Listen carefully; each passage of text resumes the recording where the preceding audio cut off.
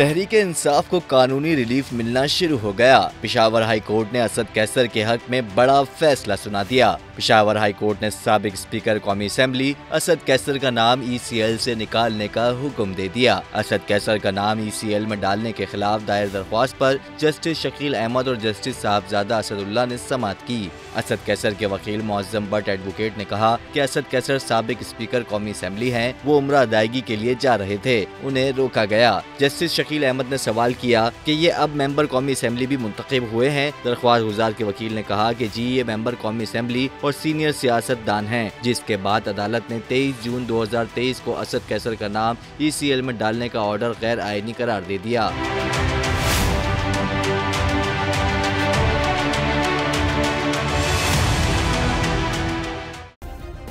Subscribe करें और bell दबाएं ताकि कोई खबर रह न जाए।